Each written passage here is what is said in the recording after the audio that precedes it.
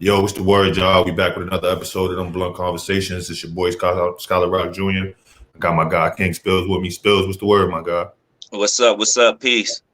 This one of the nicest niggas I know from Brooklyn with that pen, man. I ain't gonna lie. His shit is not even a pen. His shit is a sword. Yo, salute, bro. Word. Appreciate that. What's the word, man? What you got in the works, man? Man, I'm here, man. I've been recording for the last couple of months on my third project, Spilly the Truth, Volume 3. It's coming together real nice. I had to take a little time off because I had like a personal injury that I was nursing. So that kind of set me back. But now I'm on track. The work is pretty much done. I just posted the artwork last night, actually. It's on my page. And right now I'm just focusing on the release, which is going to be early next month. And, in between, I'm just doing features, projects here and there, still recording music. I'm damn near finished, like halfway finished with the Volume 4 project. So I got a lot going on, you know what I'm saying? And future projects that I'm looking forward to this summer as well. With Pete Rock, a lot of people was anticipating that. It's a lot of, politics between things like that working out, but it is still going on, just to let everybody know. So they can look forward to that this summer. For sure. I was about to ask you about that project in itself because I'm familiar with the situation. I know you guys are connected. So I'm actually looking forward to that project myself. Because I think so am I. I think that's almost like a match made in heaven. Right. From like a sound perspective. Like if you like hip hop and like I consider you like you hip hop. Like a lot of this shit today is rap. And I think that's a conversation we could get into as well at a certain point. But I think, people that know the difference. Right. And I know the difference. So like from a hip hop perspective, I'm waiting for that. Of course you know the difference. You was born into it, man. I want to hear what you sound like over some Pete shit. I ain't gonna lie. Like Pete, one of my favorite producers. Like, I mean, he's been dope since before niggas was saying dope. Yeah. Like, so I want to see, and like I said, like you probably one of the most unheralded lyricists that's lethal with his shit that I know. So to combine you with Pete, I need to see what's going on, man. So I'm gonna need to know when that's coming. I'm gonna need to know. I'm just excited as you are, man. Trust me. This is not an opportunity that you get, that everybody gets. You know what I'm saying? So I know once the wheels are in motion, I'm gonna take full advantage of that situation. And knowing Pete and knowing the type of dude that he is, this is not like one of those mixtape placements these artists is giving out now. Not at all. This is a full body of work. Yeah. And this is something that Pete is going to stand on because he don't put out shit he don't stand on. So not at all. You're going to get that push too. So in a sense, it's a blessing for you, like to have waited this long to be put in a position where you could get yours the right way. Right. Because I feel like when people get to hear that project with Pete, they're going to finally get to understand like what I'm saying about you right now. Absolutely. In terms of like how lyrically inclined you are and how like you really got to listen. Like, you know what I mean? Because it's a lot there. Yeah. But people just don't want to listen no more. Yeah. So I think connecting with somebody like Pete, especially like our audience, you know what I mean? Like you might not be as big as somebody like a Drake or something on the other side of it. But I could see you falling in the lane with those guys like Tech Nine and stuff like that. Right. You understand what I'm saying? And I think not for nothing, that's your rightful place. That is. Because I put you up there with those cats in terms of like lyricism and shit like that. You know what I mean? And I think that's your lane. I think that's your place. And I think that Pete project is going to put you where you need to be because it's going to finally give you that light that you deserve. I believe the same thing. It's a lot of cats that know you dope, but it seems like people be scared to just say it. Yeah. Like, you know, Like, yo, this nigga nice, Mo. Like, you know what I mean? So that leads to like the next question I got for you. Okay. I know you, 2017, the serial killer. Know what I mean? That was 2017. 2016. First time I heard it was 2017. So okay. When I heard it, which is still before 2021. Fair enough. There's a serial killer and a whole serial killer challenge. Like, so like, how do you feel about that? And the fact that you haven't even been acknowledged as like kind of like where, well, the place this shit derived from. It's kind of a double-edged sword because, you know, they say that imitation is the biggest form of flattery. So when I did see it, I was hyped because I knew that loyal fans of mine would see that and somebody would eventually call it out like, yo, this looks kind of familiar. And that's exactly what happened. And when I first got tagged in the video and I saw Papoose do it, I listened to it once and I didn't listen to it again after that because, in my opinion, I felt like it was almost like a mockery because you got two talented MCs, but it's the old saying of, you know, popularity winning over talent. And like I said, I'm not taking his talent away from him. I respect Papoose as a lyricist, but this is where it falls into where the popularity category comes into play. And he definitely used it to his advantage. And, you know, I just felt like even if he didn't repost one of my videos, I could have got a shout out as far as the idea. I feel like he should have reposted a couple of your videos. And this is me as somebody who I respect pens, and Pap got a pen, and he's nice with his pen. And I feel like that was far from his best work. Yeah. And that's my personal opinion. And I'm gonna be honest. This is blunt conversation, so I'm gonna be blunt. Like it wasn't his best work, in my opinion. And then it made me go back to your page on the gram, the Life of a Serial Killer page, and look at some of your shit. And what I noticed was a huge difference. First of all, let me say this. I don't know nobody, I don't care how much money you got, with that many boxes of cereal in their house. Right. That's one for me. That was one for me. You got all the boxes of cereal in your crib, bro? Like every box? So y'all eat every one. Right. Okay. So this looked like some like, I saw what son doing, but if I get all the boxes, it'd be doper.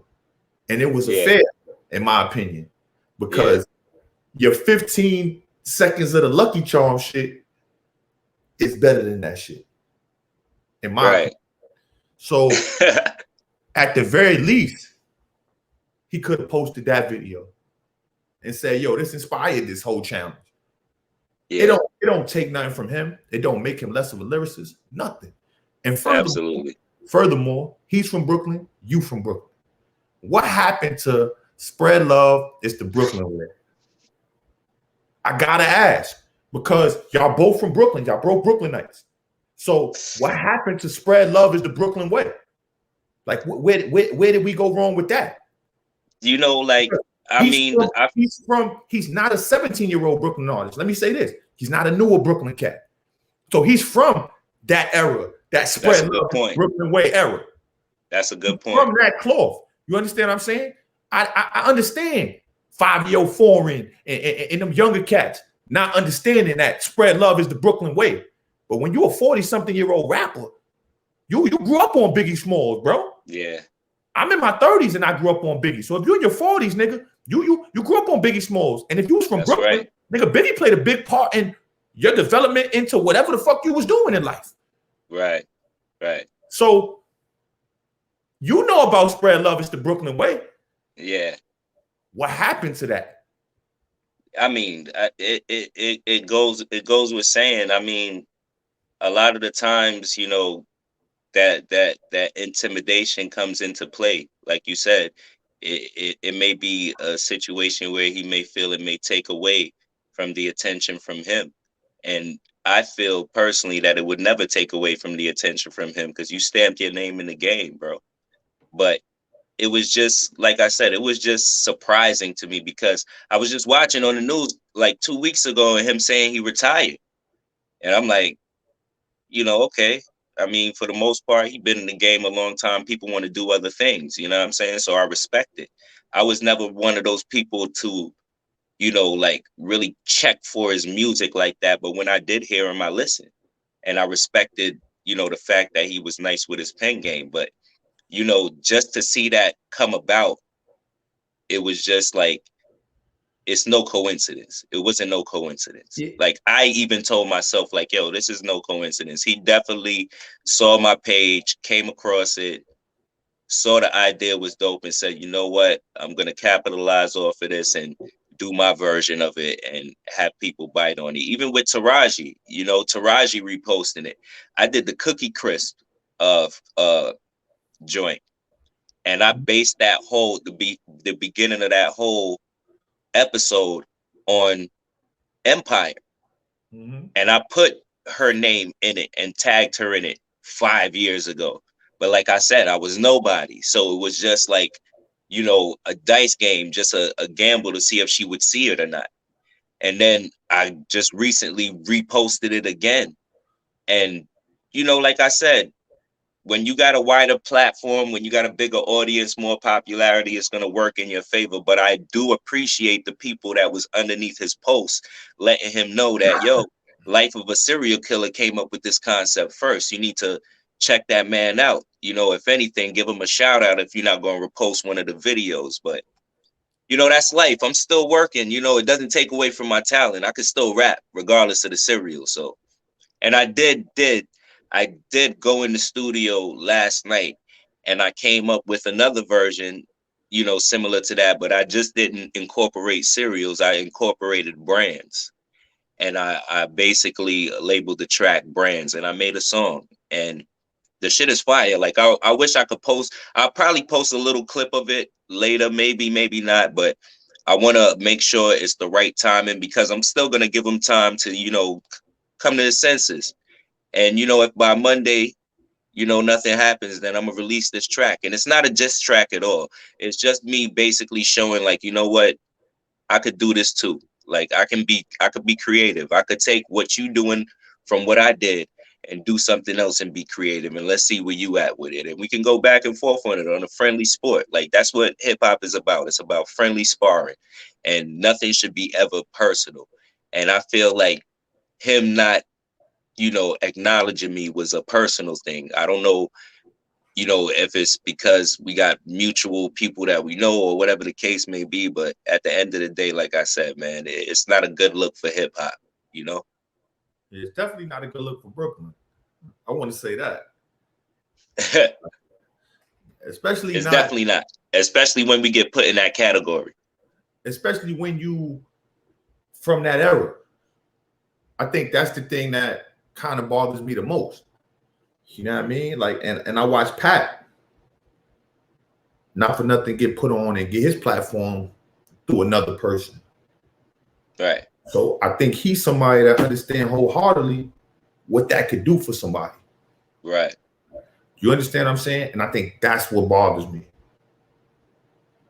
Like, Well, I think on the flip side of it, it actually, propelled a lot of things behind the scenes for me because I mean, regardless of that, my grind and my talent made people gravitate towards me. I've done, numerous collaborations for people, songs for their project.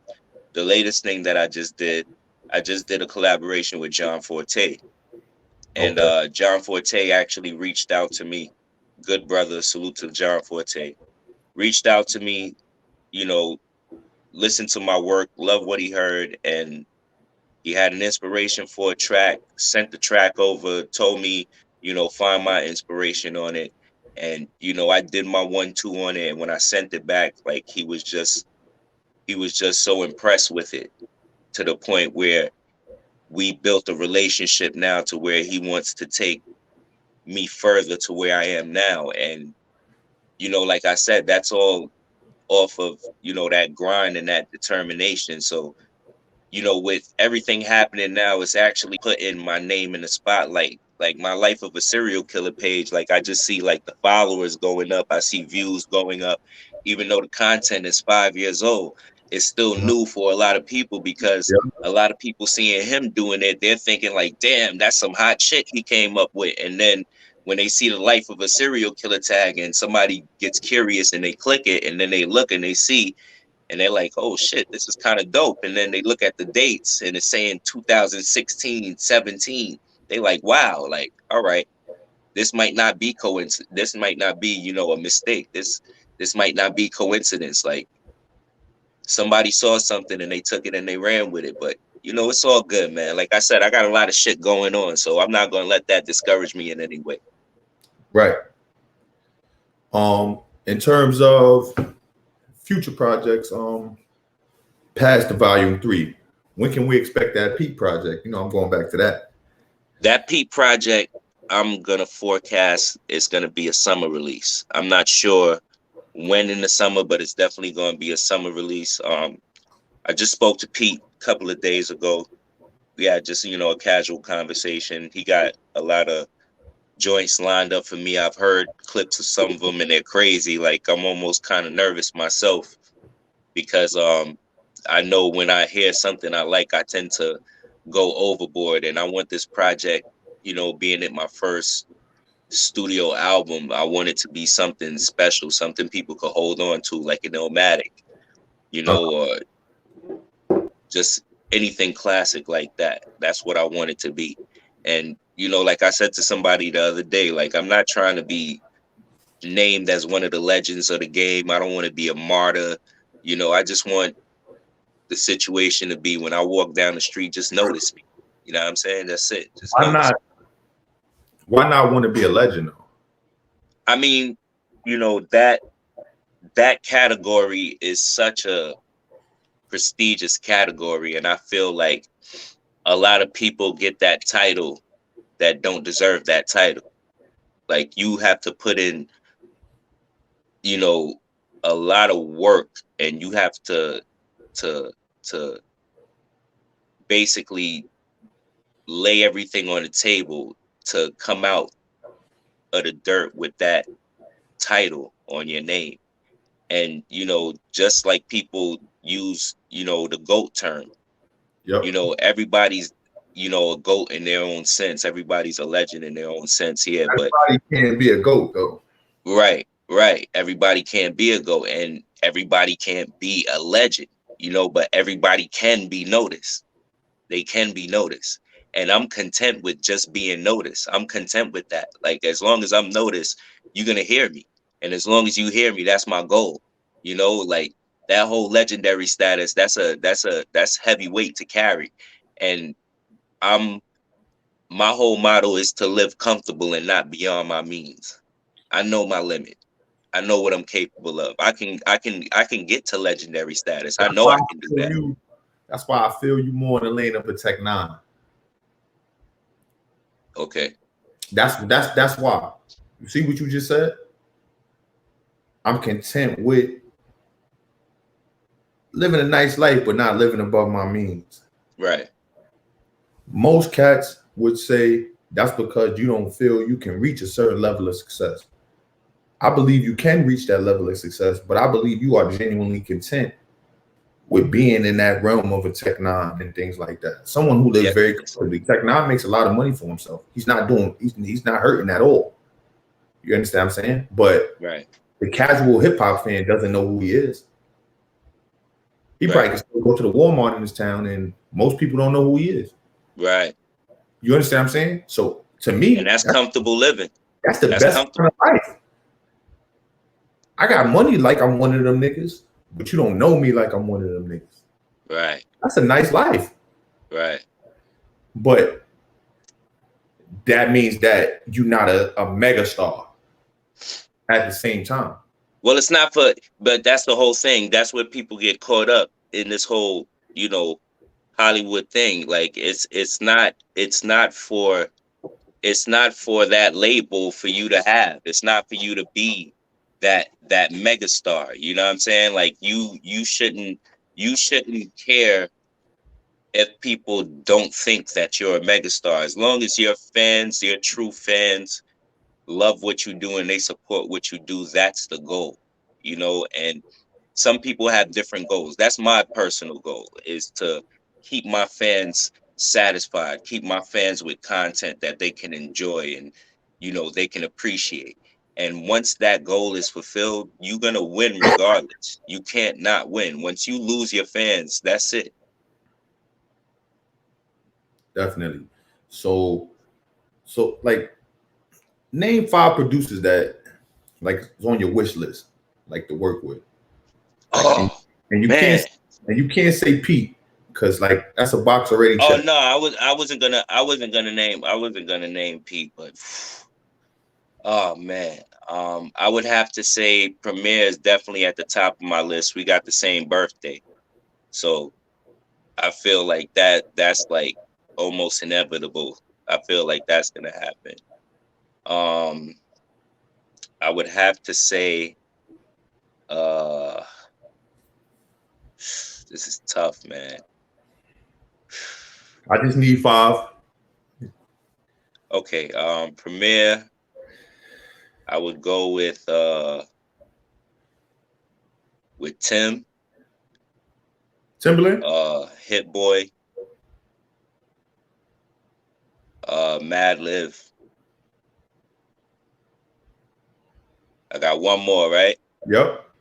Um Not for nothing, E-Ski from the West Coast. Okay. You left a lot of East Coast hitters off that list. Yeah. Yeah. And Surprise. the reason being is not because I don't want to work with them.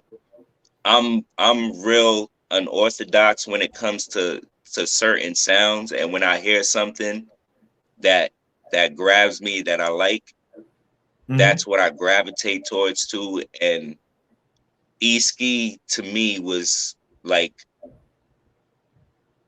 the the junior version of Dr. Dre, but like on steroids.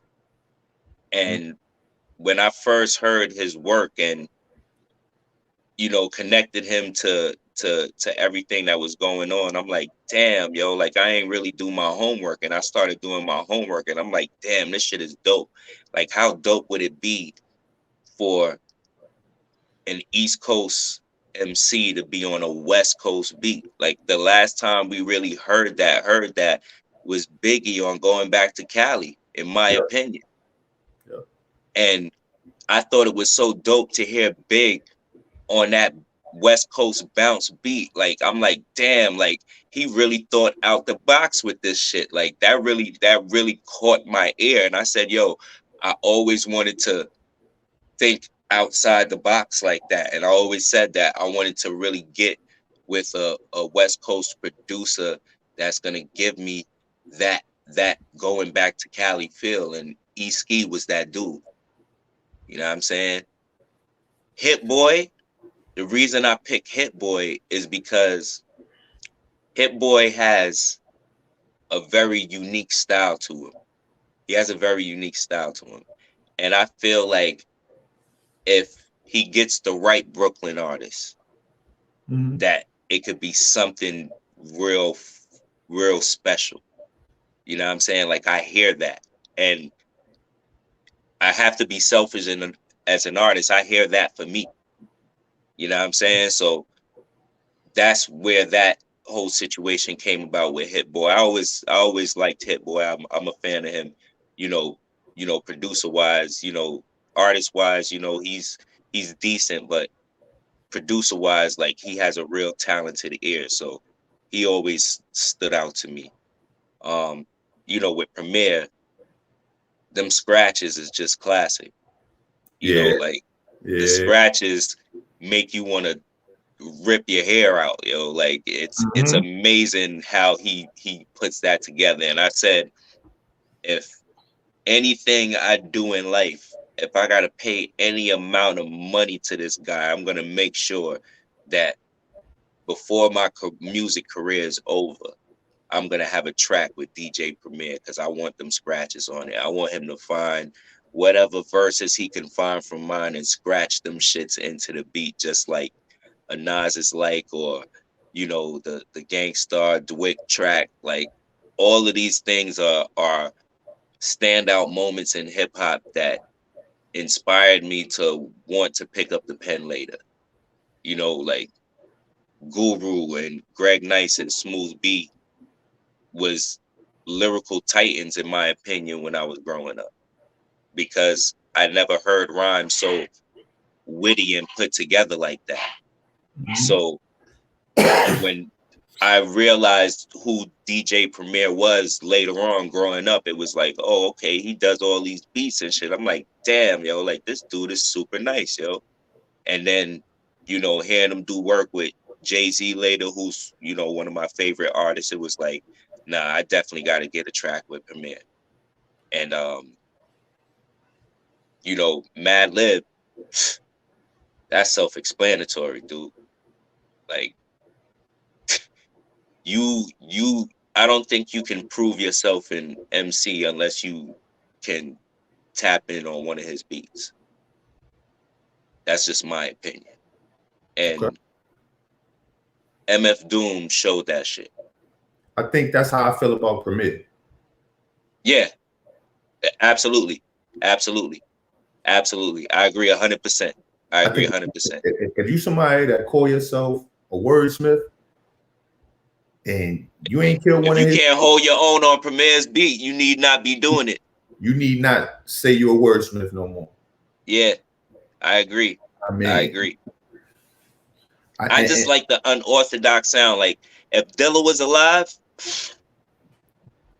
oh man, I know I would have created something magical with Jay Dilla if he was still living. But he's got a large body of work that I can always use to my advantage. You know what I'm saying? So that's not a issue that just wouldn't happen. You know what I'm saying? I still believe that I can make that happen.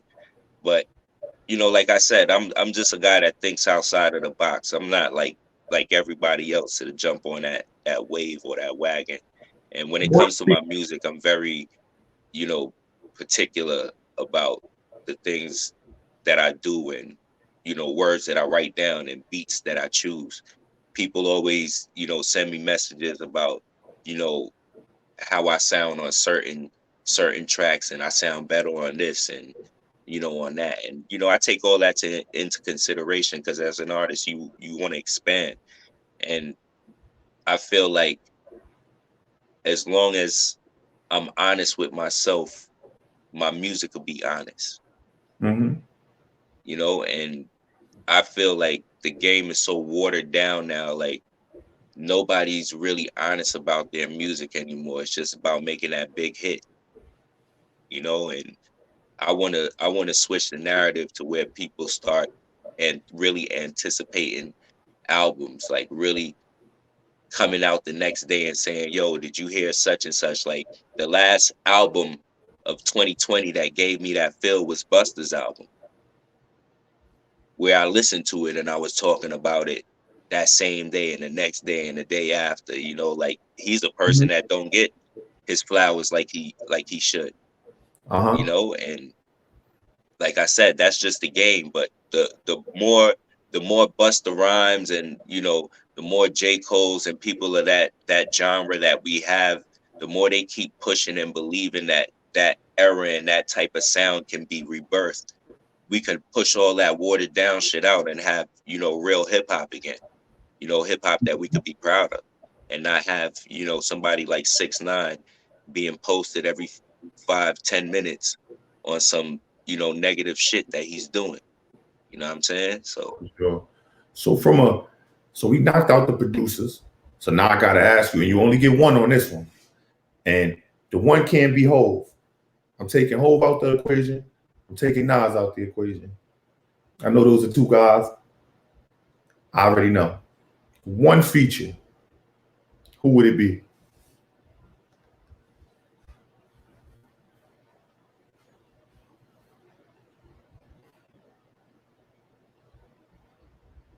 One feature. Just one.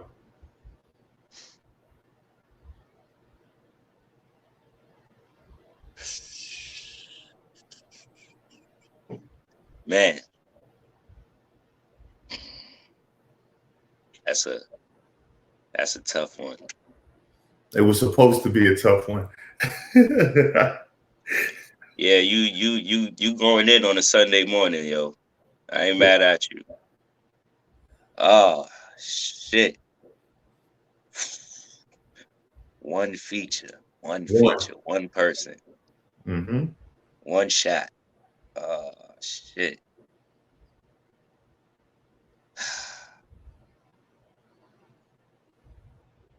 Damn, Scott, yo, you a motherfucker for this one, bro. Like my mental Rolodex is just, and I'm like, just stop, and it won't stop. It's just like, shit, yo. If I had to say one feature, I'm gonna go all in. And the crazy part is, it should have happened a long time ago. Mm-hmm. Rusty Jukes. Okay. Rusty Jukes. And the reason why is because I admire Rusty so much for what he's accomplished as an artist. Like he's the the definition of the artist I want to be.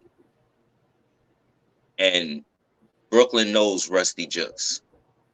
If you a Mm-hmm. hip hop head, you know Rusty Jukes. I know who he is. And one thing that I love about Rusty is his consistency. He's so determined and passionate about what he does after all this years. When he drops, it almost seems like he's dropping for the first time. That energy is still there. And when you have that type of passion, you gotta gravitate yourself towards people like that because they're only gonna heighten your energy on top of it. And he's the one person that I've followed through my journey that I've seen, continue to just keep leveling up every time. And me and Rusty did a showcase together a few years back, and we talked about collaborating, and you know everybody has their own things going on, and time frames and certain situations didn't work out, but we were supposed to record together. But that's something that I told myself this year that was on my list of things that I wanted to accomplish for 2021 was to get Mm-hmm. that track done with Rusty. So I'm definitely going to make that happen. I'm going to reach out to him as soon as my project is finished and released. I'm like I said, I'm halfway through volume 4, so I'm definitely looking forward to getting him on that project too. And that's gonna have a lot more features as well too. So yeah, So no, really, Rusty definitely. that was my next question. You got any features on this upcoming project? Um, I have probably about, I want to say two or three.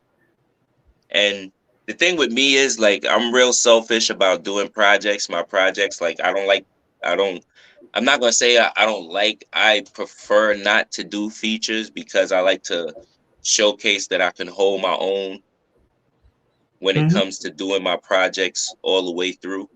But there's just some certain people that I can't go against working with because when we're together, it just flows naturally. So you can't go against that. But on another note, I've also learned that, in order for me to continue to grow, I gotta, be around, different styles and different energies. And, after doing a couple of collaborations between last year and this year, you know, it felt good to hear me with other folks on tracks and hearing the differences in styles and it all coming together and, you know, blending in so perfectly. It motivated me to want to reach out and do more collaborations with artists. So this project that's coming up, you're gonna hear, you know, some vocals from a young lady by the name of Coco. She did two joints on there. Another artist by Way to Black, he did a track with me.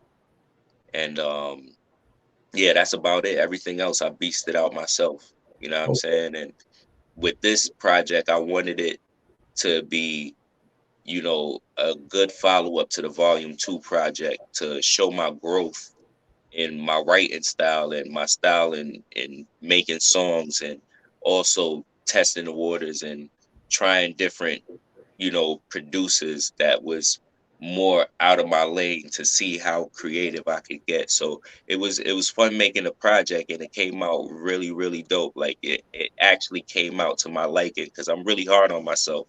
And everything was just coming out to my liking and I knew it was going in the right direction. So when it does release, a lot of people are gonna, you know, backtrack and get into their books and want to rewrite things that they've done because I'm pulling a lot of strings with this one.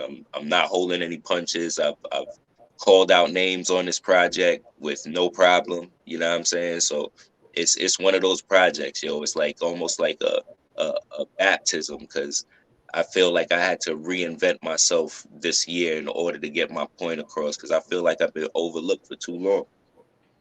It's been too long. Where can people find your music now? Everywhere. Spotify, Tidal, wherever music is sold. You What know, did they say? You can Google Spilling the Truth Volume 2. All the platforms come up. I know a lot of people, certain people do Apple and they don't do Tidal. Certain people do Tidal and don't do Spotify. So it's on every platform possible you can think of. The link to my new video, uh Drip, which is a single off of the Volume 3 project. That's in my bio. So if you want to view that, you can click the link in my bio to view that video. I got another project that I'm working with a young man by the name of Complex Original. He's doing a visual album with about I think about 6 to 8 artists, and I'm the first artist featured on it.